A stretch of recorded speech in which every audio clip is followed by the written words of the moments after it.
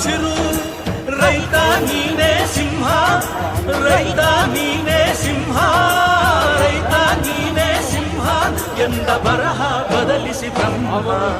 ರೈತ ರೈತ ರೈತ ಅನ್ನ ಕೊಡುವ ತಾತ, ಜೀತ ಜೀತ ಜೀತ ದೊರೆಗೆ ಬೆಳೆಸಿ ಕೂತ, ಬೇಲಿಯ ಹೊರಗಡೆ ಬಂದ ಹೂವ, ರೈತನ ತೋಳಿಗೆ ಕೊಡೋ ಜೀವ.